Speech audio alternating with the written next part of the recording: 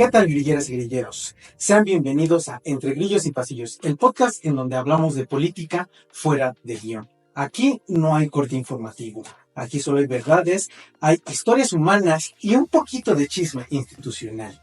Porque aquí en este programa no se trata de cargos ni curules, aquí hablamos con políticos sin maquillaje, sin filtros, para que nos platiquen un poco de su vida y de lo que hacen.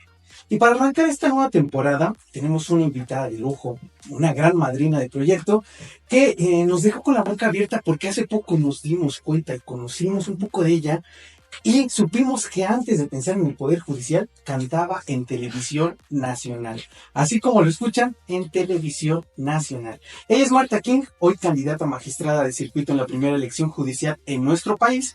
Y si se preguntan cómo se pasa del estrellato al tribunal, hoy lo vamos a averiguar. Así que, pues sin más, bienvenida Marta, gracias por aceptar la invitación, gracias por el espacio, gracias por regalarnos un poco de tu tiempo. ¿Y cómo estás el día de hoy? Pues muy bien, contenta de recibir esta invitación y de poder participar con ustedes para que nos echemos ese chisme del que hablas. Exactamente, y bueno, pues ¿quién mejor para presentarse que tú? Y yo te voy a proponer algo. ¿Cómo te presentarías o cómo presentarías tú a Marta King? ¿Quién es? ¿Qué ha hecho? ¿Qué la llevó a construir este personaje político que hoy está buscando entrar al Poder Judicial? Bueno, Marta King es una magistrada, ex magistrada del Tribunal Federal de Justicia Administrativa, con más de 23 años ya en el servicio público y en la impartición de justicia. Es una funcionaria, Marta King, soy una funcionaria de corazón, de vocación, con sangre viva en mis venas del servicio público, porque es algo que yo le aprendí a mis padres desde hace muchísimos años cuando los vi que me criaban.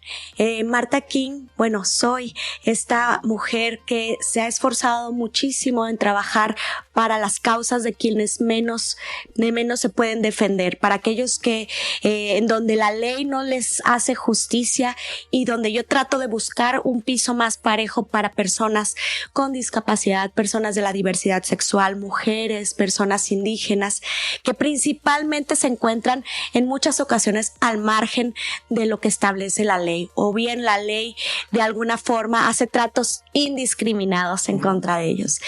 Marta King también soy esta mujer que ha recibido 6 preseas ya al menos por dictar sentencias en materia de derechos humanos, y soy esta funcionaria que le ha entregado su vida y su corazón al servicio.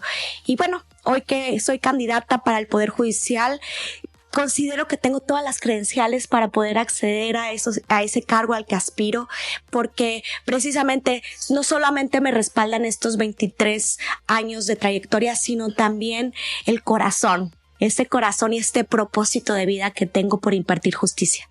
Qué bonita presentación, Marta. Y bueno, pues como ya te habrás dado cuenta aquí, el formato es sencillo, ¿no? Realmente el guión es que no tenemos guión.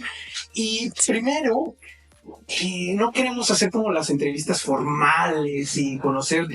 Sí es importante que conozcamos quién es Marta en el ámbito jurídico, pero también en el ámbito humano y el personal, ¿no? Y yo te quiero preguntar, ¿dónde nació Marta? ¿No? Marta nació en Culiacán, Sinaloa.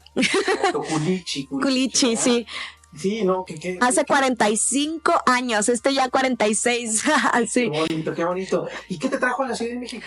Bueno, primero tuve la gran oportunidad y el privilegio de poder irme a estudiar a Monterrey. En Monterrey viví 15 años, estudié por allá, estudié mi licenciatura, mi maestría y empecé a trabajar allá. Y empecé en el Tribunal Federal de Justicia Administrativa, donde fui magistrada a la postre. Pero después yo empecé a incursionar, soy muy inquieta y me gusta aprender cosas. Entonces yo ya tenía casi 10 años en el Tribunal Federal de Justicia Administrativa y una maestría en Derecho Fiscal, y dije, ¿a poco nada más me voy a dedicar a esto, no? Yo creo que podría aprender una cosa nueva, todavía estoy en buena edad, según yo había plazo de caducidad para estudiar cosas nuevas en cuestión de edad. No lo hay, obviamente lo tengo ya muy aprendido eso. Entonces yo dije, bueno, quizás sería una buena idea aprender una materia nueva del derecho y tal. Entonces me puse a estudiar derecho electoral. Sí, escogí dentro de las distintas materias del derecho.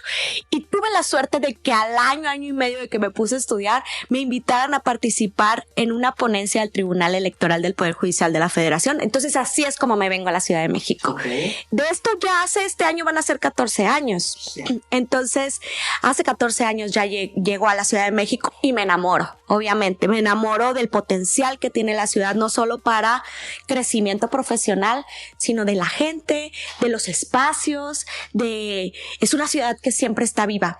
Y como yo te estoy diciendo que soy bien inquieta, pues obviamente apenas así me pude haber acoplado a un entorno así de dinámico como es el de la Ciudad de México. ¿Y qué es lo que más te gusta de la Ciudad de México? O sea, la comida, los taquitos. Los taquitos todos me encantan. Me encanta la comida, me encanta que este dinamismo que te digo que abren taquerías, abren restaurantes seguidamente. Luego te dicen, oye, allá en la alcaldía tal hay unos tacos. Ahí va Marta, ¿no? Me encanta el teatro. Es una de mis grandes pasiones. De hecho, hice teatro. Entonces, como es una de mis grandes pasiones, siempre estoy checando cartelera a ver cuándo puedo ir a ver el teatro. Veo desde las obras más comerciales hasta las más independientes, las más ahí oscurillas, y me encanta el teatro en general. Y esa oferta de teatro, esa oferta cultural en general que tiene la Ciudad de México me parece maravillosa. Excelente. Bueno, pues mira, aquí en el programa tenemos 3 secciones. La primera es el rumor es cierto, ¿no? Donde escarbamos un poquito sobre algunos rumores o algo que supimos o sabemos sobre la persona que estamos entrevistando. Y en esta ocasión, ahora tú me lo estás diciendo que amas el arte, que te gusta todo esto que rodea, ¿no?, a la Ciudad de México en ese ámbito.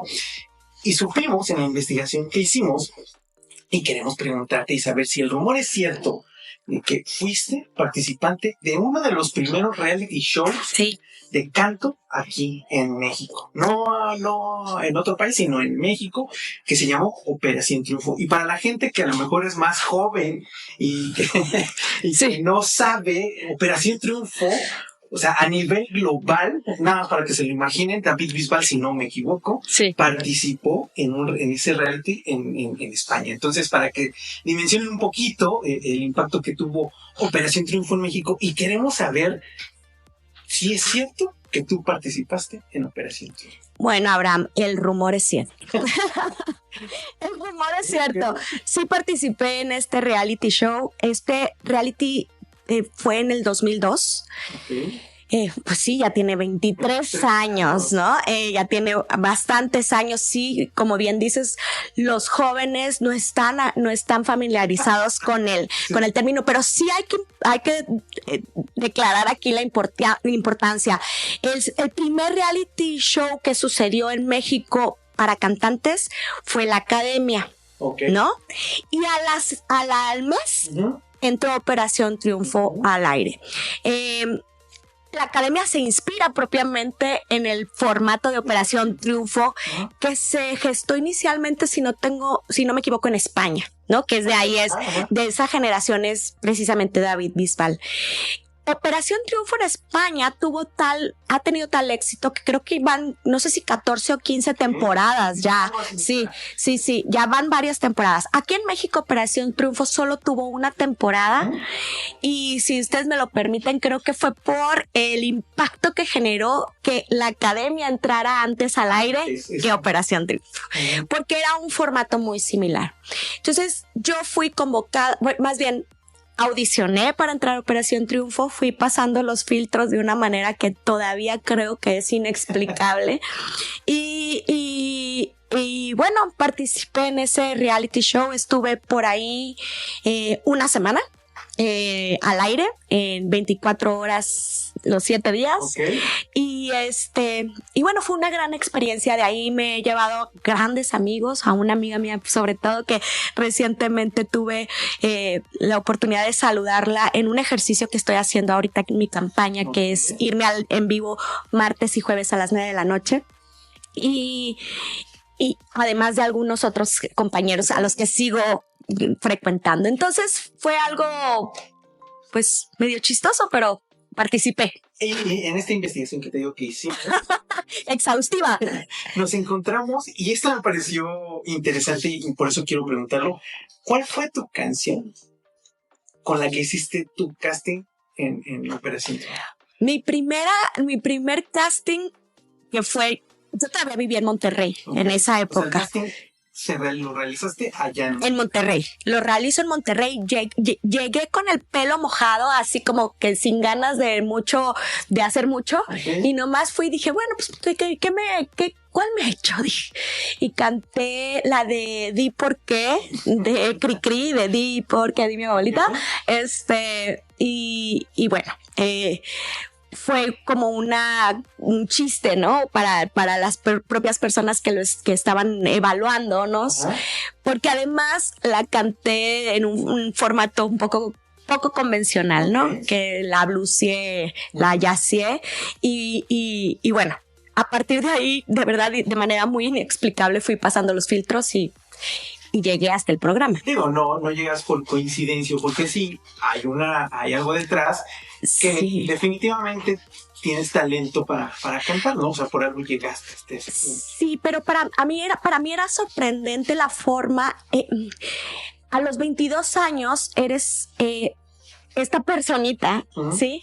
Con tales inseguridades, con tales miedos, que para mí era abrumador darme cuenta que lo estaba haciendo bien o que iba pasando los filtros cuando yo ni siquiera me reconocía como una mujer tan talentosa, ¿no? Entonces era como sorprendente porque incluso yo veía que algunos compañeros en las audiciones les decían, bueno, cántate esta canción 10 segundos, ¿no? Y empezaban a cantar y después, ahora esta. Y después, ahora esta. Como que les pedían varias pruebas. Y en mi caso, no. Por eso te digo que muy inexplicable. Mi experiencia era como que nada más me están pidiendo los primeros 10 segundos. Creo yo que desde un principio lo tuvieron claro, pusieron el ojo en mí, ¿no? Sí, claro, ¿no? Y lo dijiste hace un momento que estuviste muy poco tiempo, porque tú tomaste la decisión de salir, ¿verdad? Del sí. Tú elegiste. Sí. Y si no me equivoco, porque hay algunos videos en internet en donde tú pides la palabra y solicitas que salir de este reality. ¿Por qué lo hiciste? ¿Cuál fue tu...? Mira, cuando yo audiciono y tiene que ver con la anterior respuesta, yo con inseguridades, miedos propios de una chava de 22 años que todavía está decidiendo hacia dónde irse, ¿no? Y cuando yo entro al reality, pues tenía esas cosas en la cabeza y yo le manifesté a la producción del reality que tenía estas dudas, ¿no? Entonces, ¿cuáles eran mis dudas? Era si dedicarme a ser cantante o al mundo del espectáculo, si tú quieres, porque además, pues te digo que me gustaba el teatro, me gusta muchísimo el teatro musical y tal. Entonces, pues por ahí pudo haber sido una vertiente para mí profesional, por supuesto, pero también ya era abogada. También ya estaba trabajando en el tribunal precisamente en el que después fui magistrada y por eso creo que me debatí entre qué camino tengo que seguir en mi vida de aquí en adelante. Esta es una gran oportunidad y es una oportunidad en Televisa y es una oportunidad de estar, o sea, era mucho lo que había que digerir a esa corta edad. Ahorita lo digo, obviamente, a mis 45 años, en ese entonces tenía yo que digerir estas ideas y fue donde yo, durante esa primera semana, la producción me dio la confianza de ser yo quien decidiera.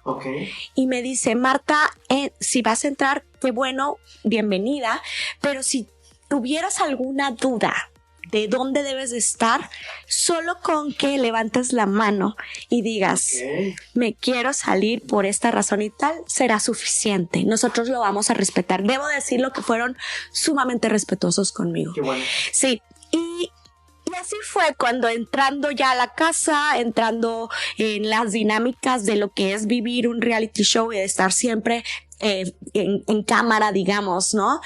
Y de un poco medir qué es lo que estaba yo sintiendo en ese momento, es que decido mejor no estar ahí, decido irme lo antes posible, porque también me parecía que mientras más prorrogara yo mi salida, iba a ser mucho más difícil poder concretar con seriedad mi carrera como abogada. Entonces a la semana me salí, levanto la mano precisamente y digo, no sé, creo que dije algo así, voy a hacer una declaración fuerte o algo así. Y antes de que se nominara a quienes se iban a nominar en esa sesión, pues decidí autoexpulsarme. Mis amigos se ríen porque dicen que soy la primera autoexpulsada de la historia de los reality. Realmente creo que sí. La verdad yo no he visto otro caso como ese, ¿no? Ahora, ¿qué tan difícil es la convivencia con tantas personas que no conoces o que apenas empiezas a conocer? Y más allá solo de la convivencia, como lo dices, o sea, que estés en cámara todo el tiempo, que debe ser muy difícil, debe ser muy complicado. Fíjate que te acostumbras un poco al hecho de que obviamente no vas rascándote por ahí, ¿no? Si vas, estás consciente, pero sí llegas a un punto en donde te acostumbras. Y yo particularmente soy una persona súper adaptable. Entonces, cuando yo entro al programa, el programa estaba diseñado para 16 participantes. Okay. Entonces, pues la casa estaba diseñada para 16 participantes. A mí me nombran la participante número 17, porque en el programa de inauguración me preguntan que ante mis dudas las habían considerado, pero que si yo quería participar todavía estaba puesta la situación para que yo pudiera entrar. Entonces yo soy la participante número 17 de ese primer reality show en Operación Triunfo México, y yo dormía en un colchón en el piso, ¿no? Porque precisamente no estaban claros de que yo iba a entrar, iba a acceder a entrar. Pero fue una semana muy grata. La verdad es que yo la viví muy bien. Los primeros días fueron difíciles porque yo seguía en el dilema, pero una vez que tomo la decisión, lo disfruté muchísimo y disfruté mis ensayos, a mis compañeros, etcétera, etcétera. Fue una buena experiencia. Y cuando lo eliges y sales, ¿cómo lo tomó tu familia, tus amigos? Mis padres, mi mamá sobre todo estaba ahí en el foro. Varios amigos estaban ahí en el foro ese día que yo decido salirme. Me recibieron obviamente con mucho amor. Obviamente todavía no estaban las redes sociales en el nivel que están ahora. No, ahorita no voy a preguntar algo de eso. Pero sí, obviamente tuve muchos haters, ¿no? No, tuve muchos haters porque pues, ¿para qué se mete? Si se va a salir, niña chiflada, bla, bla, bla. Es una oportunidad. Exacto. Que pudo haber estado ahí. Sí. Que en realidad no, porque el formato era de 16 personas, ¿no? Entonces, sí, o sea, entré y salí, ¿no? Sí, entonces hubo muchos temas de ese tipo en el ambiente que en esa época estaba limitado en cuanto a redes sociales. Yo creo que ahorita me hubieran hundido. Sí, no. Pero mis padres y mis amistades, todos apoyando mi decisión con mucho amor y recibiéndome de vuelta en casa. ¿Qué se siente pasar de la televisión al servicio público? Pues muy bonito. Muy bonito. Fíjate que al día de hoy yo no tengo un ápice de remordimiento, de arrepentimiento de esa decisión que tomé. Creo que fue una decisión muy bien tomada. Y en esa medida, una vez que me reincorporo al servicio público, porque déjame decirte que yo salgo del programa, salgo un domingo y al día siguiente, o sea, estoy hablando de la Ciudad de México, ¿no? Al día siguiente yo estoy en Monterrey trabajando como secretaria mecanógrafa en un tribunal. ¿Sí? Entonces, lo sentí, volví a casa, pues, volví a donde yo debía estar, no me lampareé, ¿no? Y creo que la experiencia, si yo fuera a tener nietos, que no los voy a tener porque no soy madre, pero sería algo padrísimo de contarle a mis nietos, ¿no? Oye, fui artista una semana. Sí, poca gente, o sea, si lo ponemos así, solo 17 personas son las que estuvieron dentro de ese reality show. Exacto. En un país de más de 100 millones de habitantes. Así es. Ahora, no hay coincidencias. Yo siempre he creído que las cosas suceden por alguna razón, no es porque sí. Algunos que conozco lo llegan a llamar causalidades. Y creo que eso es un término que me gusta utilizar mucho. Entonces, ¿tú pensaste en algún momento que ese momento, justo esa decisión que tomaste iba a marcar realmente tu vida y tu vocación? Porque ahí fue donde yo creo que tú, como lo dices hace un momento, te diste cuenta hacia dónde tenías que ir, ¿no? Y eso creo que ya le pasa, o nos pasa a muchos. En algún momento eres bueno para algo, te gustan algunas cosas, pero de pronto dices, no, este no es mi camino, ¿no? Y a ti, esta elección y esta experiencia en este reality show creo que te llevó a tu verdadera vocación, ¿no? ¿Tú pensaste que eso iba a suceder? No en ese momento, o sea, obviamente ahorita volteo para atrás, a esos 23 años atrás, y lo que digo es, qué chavita tan valiente, ¿no? Qué chava tan... creo que esa experiencia me hizo crecer muchísimo, me hizo madurar, me hizo entender, por supuesto, mi camino, pero me hizo también entender cuáles son mis principios, mis valores y cómo me puedo ostentar ante la vida. Imagínate que estoy seleccionada por la gran televisora de México Latinoamérica para participar en un reality show y digo, este no es mi camino, sí, ¿no? Entonces, creo que el sello de valentía que en ese momento tuve a cuenta, es algo que desde entonces no he abandonado y me ha acompañado todos estos 23 años. Qué bueno, perfecto. Y bueno, pues pasamos a la segunda parte de este programa, donde titulamos la historia detrás del proyecto. Aquí ya vamos a entrar un poco más de lleno. Hace un rato yo dije que Marta King está como candidata a una magistrada de circuito, y estás en un proceso que es histórico en México y me atrevo a decir que incluso en el mundo. Y aquí vamos ya un poquito a meternos más a fondo en ese tema. ¿Cómo nació para ti la idea de competir en esta elección judicial? Fue difícil inicialmente tomar la decisión porque yo de alguna manera me encontraba en una otra magistratura, en un tribunal autónomo, con la posibilidad quizás de intentar buscar un segundo nombramiento, pero además como no teniendo muy claro cómo se iba a implementar esta reforma, con muchas dudas. Entonces, en ese sentido, fue difícil internamente hablando. Una vez que resolví estas cuestiones internas, dije, voy con esa valentía de la que te hablo, le di clic al primero de las convocatorias, participé en 3, y dije, bueno, allá voy. Lo solté y empecé a disfrutar el viaje porque ha sido un viaje súper interesante. Entonces, inicialmente fue un poco tocar hacia adentro, ¿no? ¿Qué es lo que quieres? ¿Quieres experiencias nuevas? ¿Quieres este reto? Y obviamente las personas candidatas quienes estamos contendiendo, creo que teníamos que tener muy claro en ese momento que era precisamente una elección nueva, histórica, que no sabíamos cómo veníamos las reglas y creo que en esa medida teníamos que tener esta característica de arrojarnos un poco al vacío. Así fue en mi caso. Yo me arrojé al vacío esperando que las cosas fueran saliendo bien y la verdad es que han ido saliendo bien hasta ahora. Qué bueno. ¿Y qué te dijeron tus amigos, no solo cercanos, sino del mismo Poder Judicial? O sea, ¿qué fue lo que te dijeron cuando tú tomaste la elección y decir, yo voy?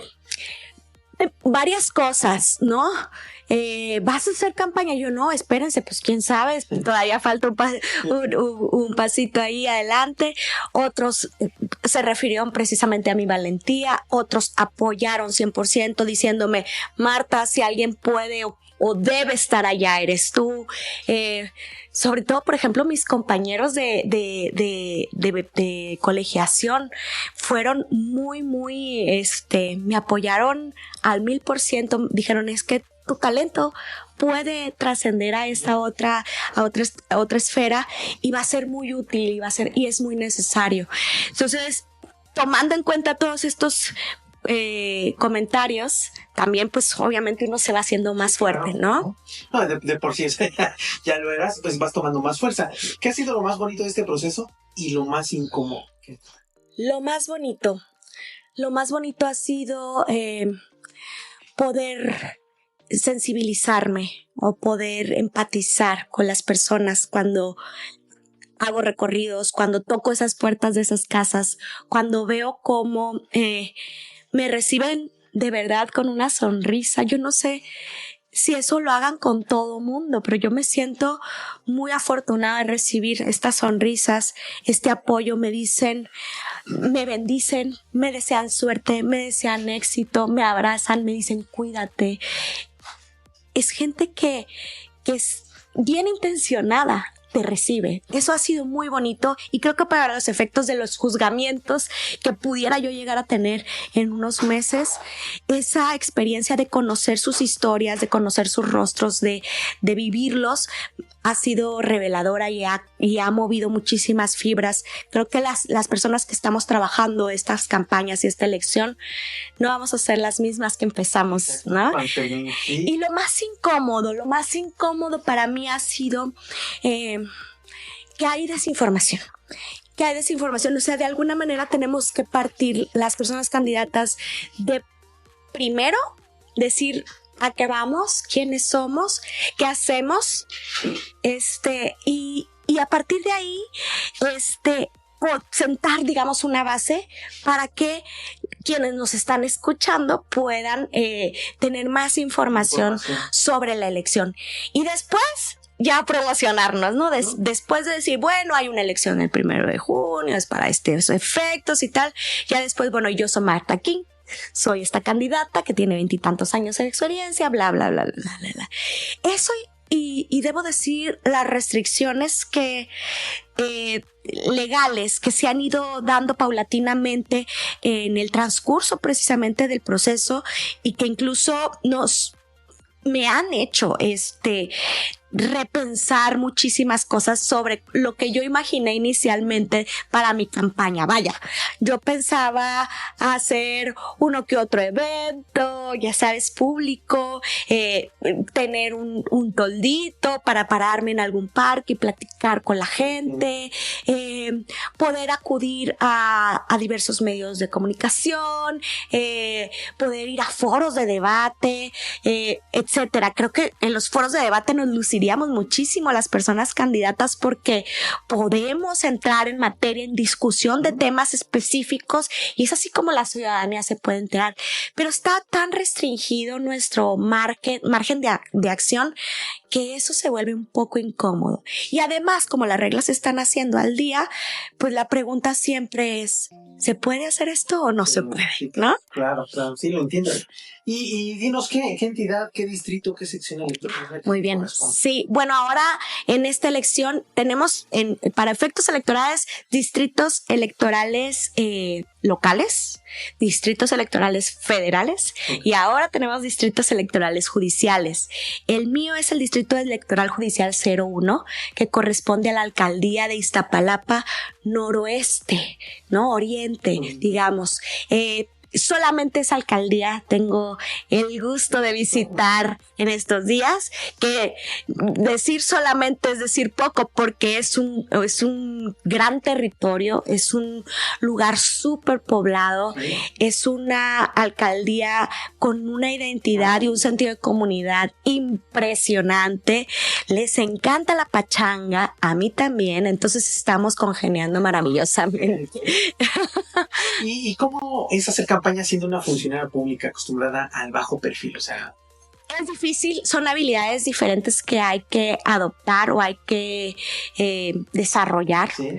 Porque estamos acostumbrados justamente a estar detrás de un escritorio, leyendo, muy en lo blanco y el negro, y ahorita se nos está abriendo un universo de colores, de comentarios, de risas, de olores, de energía y la verdad es que no estamos acostumbrados a eso, ¿no?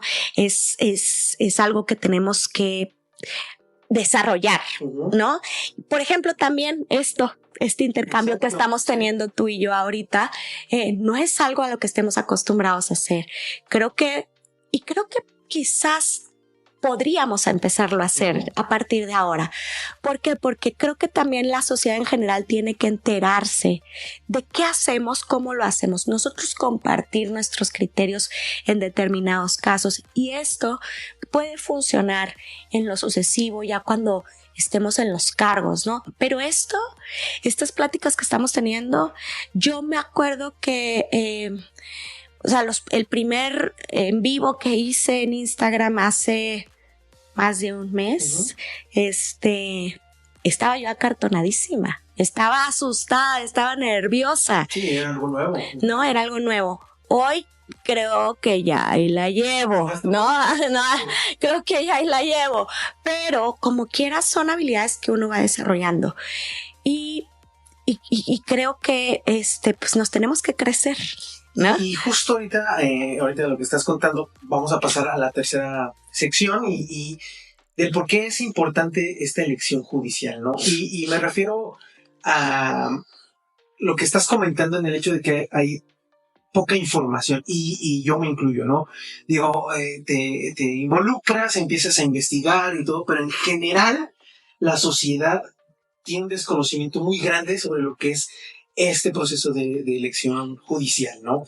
Muchos siguen creyendo que es un tema político, que es un tema como todos los procesos que hemos llevado y de los que estamos acostumbrados, pero hoy incluso la votación va a ser completamente diferente en la boleta. Sí. Y todo eso es lo que hace falta información. También entiendo que las instituciones que están a cargo no se dan abasto y es insuficiente lo que tienen, pero nosotros como ciudadanos creo que tenemos esa responsabilidad también de empezar a investigar, de empezar a ver, a buscar un poco, ¿no? Y que se abran este tipo de espacios, como lo dices, interactuando y hablando, eso me parece también muy importante porque incluso puedo decir que la ciudadanía en general no distingue entre qué es un juez, qué es un magistrado, qué es un ministro, ¿no? O sea, entonces eso es importante también, tener esa información. Sí, pero yo creo, de entrada creo que los tiempos pudieran mejorarse. O sea, la implementación de una reforma de este calado debió haber quizás dado un poquito más de aire para que las cosas se fueran implementando de una manera más pausada y que pudiéramos participar ya con un electorado más consciente, quizás, ¿no? O más informado. Lamentablemente, pues, los tiempos han ido corriendo y, pues, llegados los momentos hay que seguir, hay que ir avanzando, ¿no? Dentro del propio proceso. Pero ¿por qué es importante esta elección? Porque tenemos que asumir la responsabilidad. Ya es una ley vigente, ¿no? La reforma ya está sucediendo, se está implementando, estamos viviéndola quienes estamos participando. Entonces, claro que tenemos esta responsabilidad hoy de elegir a quienes van a juzgar nuestros asuntos en los distintos tribunales y juzgados, por supuesto. ¿No? Porque como mucha gente podrá estar en desacuerdo, mucha gente podrá decir que esto no era lo que se necesitaba, pero como lo dices, ya está. Ya es ley vigente. Entonces, lo que tenemos que hacer en general como ciudadanos, no solo ustedes como candidatos, que eso es lo que están haciendo, por lo que me cuentas, es como ciudadano involucrarte y tomar pues la mejor elección y la elección que mejor nos parezca. Yo te lo dije hace rato, yo me adapto, es una de mis cualidades, creo yo, adaptarme fácilmente a los nuevos entornos. Y para mí el hecho de que esto ya es ley vigente me hizo despegar y dije, ok, esto ya es ley vigente, vamos a lo que sigue. Y así montada en lo que sigue, he estado tratando de llevar este proceso. Sí, obviamente ha sido difícil de cambiar los paradigmas o las ideas preconcebidas que tenemos de las elecciones en general, pero creo que es bien importante que acudan el 1 de junio a las urnas. Creo que es importante que conozcan a sus candidatas y candidatos, que revisen los perfiles. Sí somos muchos, por supuesto, pero no se les olvide que somos las personas que vamos a tener eventualmente en nuestras manos sus casos, sus juicios en las distintas materias. Y en esa medida creo que ustedes como ciudadanía se tienen que involucrar justamente en saber quiénes van a hacer estos juzgamientos dentro de este sistema. Y ahora, como ciudadanía, ¿qué se gana con esta elección? O sea, ¿cuáles son para ti los beneficios que va a tener la ciudadanía en general, ¿no? Yo creo que las personas candidatas estamos mucho más conscientes de que tenemos que ser jueces o magistrados o ministros, ministras más cercanas. Porque una de las razones que motivan a esta reforma es considerar que los jueces, la percepción de que los jueces, magistrados, ministros son personajes un tanto cuanto inalcanzables, ¿no? Entonces, en esa medida, esa percepción, creo que las personas candidatas la queremos erradicar. Queremos ser cercanos, queremos estar pendientes de nuestros juicios, de las personas que vienen a consultarnos, etcétera, etcétera. No es algo que no sucedía, ¿eh? Yo en alguna ocasión tuve alguna experiencia, digamos, desafortunada en ese sentido, ¿no? En cuanto a que no era muy fácil acceder a las oficinas de ciertos funcionarios, ¿no? Lo tengo que decir así. Y creo que en esa parte estamos muy conscientes, al menos yo estoy consciente de que si estás prestando un servicio, no te debes a tu oficina, te debes justamente a quien viene a solicitártelo, ¿no? Entonces, en esa medida creo que por ahí puede abonar muchísimo a que las personas tengan una mejor percepción. La cercanía, la transparencia, busca esta reforma que los asuntos se resuelvan en plazos más cortos, y eso también debe de ser un incentivo bueno para los jueces o magistrados. Esto es buscar la manera de salir adelante en nuestros juicios, obviamente de una manera muy estudiada y exhaustiva, pero tratar de no empantanarlos, ¿no? De no empantanarlos. Y eso me parece muy importante y voy a ahondar un poquito en ese punto. Entonces, el proceso se tiene que hacer más corto, digamos, ¿no? Pero yo como ciudadano por fuera digo que bueno, me parece perfecto. Pero tú que conoces más dentro, ¿qué tan bueno es que se acorte? Que se acorte Mira, los juicios van siguiendo, se pueden ir desahogando acorde a conforme se van dando las etapas, ¿no? Tampoco se les puede adelantar tanto porque casi todos tienen un periodo de sustanciación o la audiencia, bla, bla, bla, ¿no? Si estas etapas no recaen, pues no se puede resolver. Lo que tenemos de salvedad en esta reforma, las personas juzgadoras, es que si tú no puedes concluir este juicio en 6 meses por razones que tienen que ver con el caso, conforme lo estás desahogando, etcétera, etcétera, solamente avisa. Okay. Avisa que no estás pudiendo resolverlo en 6 meses y avisa y dinos por qué. ¿Sí? Esto para los efectos, número uno, pues de siempre tener presente que lo mejor es tratar de darle celeridad a los casos, que la justicia sea pronta, como dice la Constitución, pero pronta, expedita, pero también tampoco es irse arrebatadamente, ¿no? Tampoco es irse desbocadamente a resolver por resolver, sino hay una salida muy, creo yo, madura para los casos en donde no es atinente resolver en 6 meses. O sea, no es obligación, no es una obligación absoluta. Hay una salida, y esa salida me parece que habrá casos en donde valga la pena abordarla y habrá casos en donde valga la pena decir, oigan, aquí no puedo, aquí me hacen falta periciales, aquí me hace falta desahogar estas otras pruebas, y cualquier cosa pueden venir a consultar el expediente. Le da transparencia también a eso. Sí, claro. Y ahora hace rato con lo que contabas de que, por ejemplo, estas son unas experiencias como estos foros, estos espacios, ¿los jueces y magistrados deberían tener más relevancia pública o crees que deberían de mantenerse igual así, bajo perfil? Fíjate que yo creo que hay más que los jueces y magistrados personalmente, el trabajo que hacemos jueces y magistrados sí tendría que tener más relevancia pública.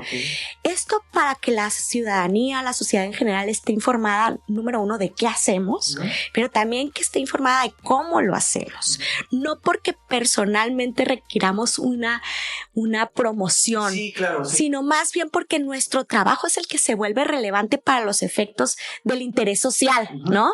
Entonces, en esa medida yo creo que sí debería nuestro trabajo tener mucha más exposición al público en general. Exacto. Y bueno, para ya ir un poco hacia el cierre, ¿cómo se puede o cómo deben de votar por Marta? Para explicar un poco por lo que comentaste un rato, ¿no? Que hoy las boletas incluso son diferentes a lo que estábamos acostumbrados. Entonces, para que nos platiques un poco, ya nos dijiste cuál va a ser como la sección o la zona en donde van a poder votar por ti, pero que nos digas cómo es la forma en que tienen que votar por ti. Mira, en esta ocasión la votación es completamente diferente hasta en eso. ¿No? En la forma en que vamos a votar. Hoy vamos a votar a través de números y boletas de colores.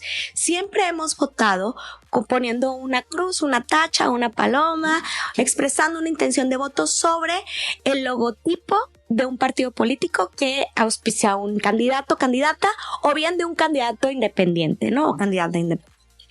Ahora no va a ser así. Ahora, las boletas traen listados de personas candidatas. Del lado izquierdo traen el listado de las personas candidatas mujeres y del lado derecho traen el listado de las personas candidatas hombres. Y estas boletas, que en cada color se elige a un candidato, a un cargo diferente. Entonces, creo que aquí ya me van a apoyar con... Esta es la boleta para votar por mí, ahora que hablabas de cómo votar por mí, ¿no? Ustedes pueden entrar a la página del INE que dice practica tu voto. Señalan la sección electoral y les van a salir las boletas ya con los nombres de las personas candidatas por las que ustedes pueden votar. En el caso de las magistraturas de circuito, que es el cargo para el que yo estoy postulada, es una boleta de color rosa.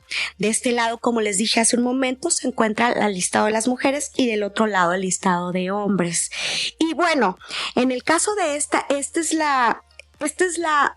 la de jueces de distrito son las boletas, digamos, que tienen un poquito más de información. ¿Por qué? Porque también habrá que coincidir con la especialidad. Especialidades como la del trabajo, penal, civil, administrativo. Pero dejando de lado eso, lo más importante es entender que las boletas son de diversos colores. En el caso de las magistraturas de circuito es el color rosa y que mi número particularmente, porque vengo ordenada por orden alfabético, es el número 12. Entonces, para votar por mí anota 12, boleta rosa. Esa es la frase que andamos repitiendo por todos lados.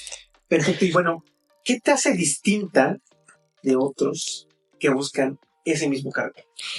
Yo creo que varias cosas. Varias cosas. Número uno, mi experiencia. No solamente tengo tantos años de impartición de justicia como lo dije hace un momento. Es importante, pero además yo ya me senté en una silla de una magistratura. Esa experiencia me da la oportunidad de no ir desarrollando habilidades en una curva de aprendizaje que puede llevar a años si tú quieres, ¿no? Yo ya las tengo encima. Punto. Segundo, creo que soy una propuesta fresca. ¿Por qué? Porque soy esta mujer que me capacito, que me gusta seguir explorando los temas, me encanta analizar el tema de las personas en cierto estado de vulnerabilidad y me encanta poder a través de mis sentencias generar un mejor espectro de garantías de derechos para ellos. Ese sería un segundo punto. O sea, la justicia que yo estoy propiciando o la que yo quiero propiciar es una justicia fresca, pero además sensible, pero además firme, ¿no? Entonces, yo voy a defender eso a capa y espada como lo he hecho los últimos 10 años y como lo he trabajado ya en los anteriores 13, ¿no? Entonces, creo que la experiencia que ya tengo ahora me puede llevar a tener esta posibilidad de seguirme expandiendo en la justicia. Yo siempre he dicho en mis foros que he podido platicar, foros de